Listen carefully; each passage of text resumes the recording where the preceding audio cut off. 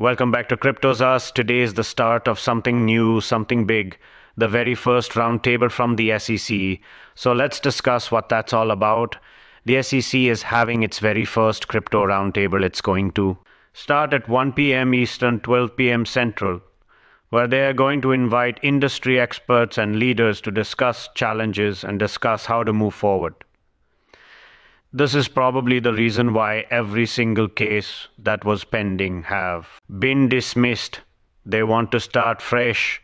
They want to start over every exchange that was sued before, dismissed every marketplace, including NFT marketplaces or NFT makers, dismissed, right? Even projects themselves, the ones that were targeted, of course, Ripple was being one of them, even Tron, another one dismissed. We're starting from scratch.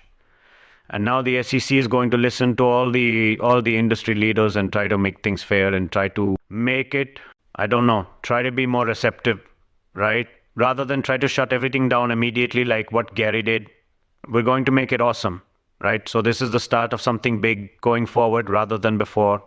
When we hear about industry leaders just complain, oh, we got a Wells notice, we're told to stop it, we're told to shut it down, even though we try to work with them and no one ever gets back to us. It's different now. Let's not forget the SEC also declared, not only did they dismiss things, they also declared many things. For example, you could say this is good or bad. SEC declared meme coins are non-securities, which makes it so that anyone could create a meme coin. I guess they had to because Trump already created his own and Melania did too. So that's a declaration. Meme coins are non-securities. So there are so many things that they have already ruled.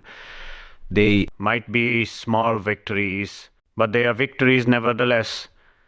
And these are signs that, that we're moving forward. So BlackRock is one of those institutions that are not hiding the fact that they are loading up as much as they can. Others may be, but they are not. So just keep that in mind. As bearish as it sounds like it is right now, if it was that bad, Bitcoin wouldn't be in the 80s. Bitcoin would be back to the 20s or 30s. There are definitely a lot of people on the other side that are buying like BlackRock. That's what they do. They buy low. Just like, we hear about them buying up all the cheap real estate and propping up the real estate prices. Not that. That's a good thing. But that's what they do. They buy when others are fearful. They buy at dirt low prices so they can make money off of that.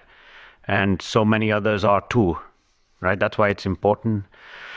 It's important to hold on to your Bitcoin.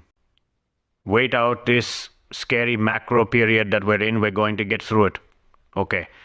Once the money starts flowing, that quantitative easing starts again that I mentioned, things will come back in a big way, in a huge way, just like all the previous times before. That's how it works. Okay, and look at this headline. Bitcoin sees a surge in institutional money, like BlackRock, like Fidelity, like all these big boys that are coming in. They aren't even hiding it. You just have to pay attention. You just have to see and hear what they're doing and stick with it. That's all you have to do. Just follow what the big money is doing. Not the panicky Wall Street traders. No, you look at what the big and smart money, what they're doing, and they're all loading up on Bitcoin. So today we were all waiting for Trump to make his big announcement. So did he say anything big? Did he announce that he was going to remove capital gains tax? Or did he announce he was going to buy more Bitcoin and put into the Bitcoin reserve? No, he didn't say any of those things.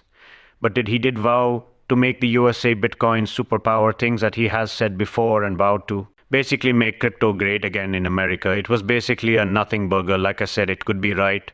We were all hopeful that something great would come out of it, but not a whole lot. However, it was still a good thing. I argued this was still a good thing. It showed that Trump still cares about the crypto community.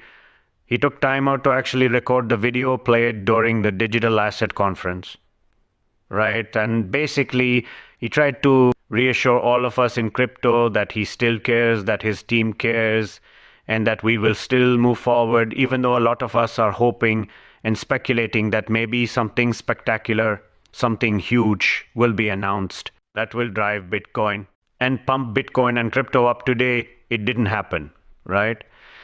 And I kind of expected that. I told you guys, we kind of expected the same thing to happen when we had that White House summit and David Sachs press conference before.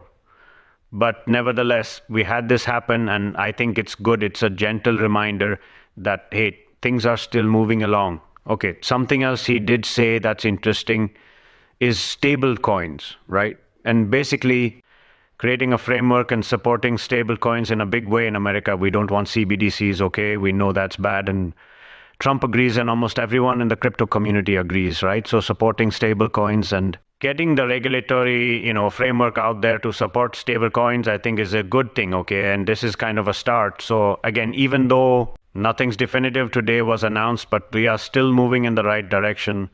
This is one of them, supporting stable coins rather than having the Fed create its own CBDC. That's a big, big thing Brad Garlinghouse has. Just put out a 4-minute video declaring that yes, Ripple has won. The SEC finally decided to drop its appeal against Ripple. It's finally over after 3 or 4 long years.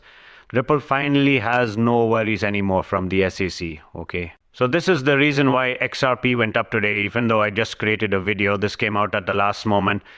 And so I decided to create another video about this in case you need a reminder. This comes after this appeal that was filed back in January. Obviously, the lawsuits has been happening for a very long time. There were, I think, like 3 or 4 cases, and they were all dismissed. Okay, the judge in the case basically ruled in favor of Ripple for all of them.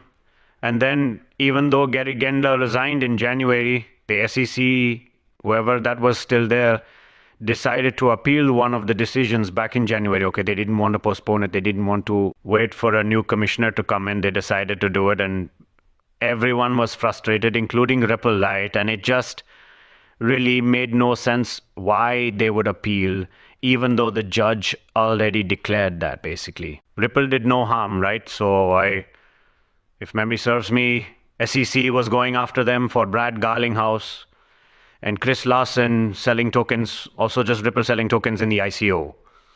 Also, they were selling tokens in the aftermarket or the secondary market, and they were declaring them a security. So all these things, basically, the judge ruled that none of these things, XRP is not a security. It's okay to have an ICO and still be a commodity and not a security. It's okay to be selling your tokens after the fact, and the founders are okay to sell tokens. So basically, everything is good. Vegas conference, Bitcoin conference, even though it looks bleak right now, this is probably going to be the biggest Bitcoin conference we've had so far. So make sure you check it out if you can.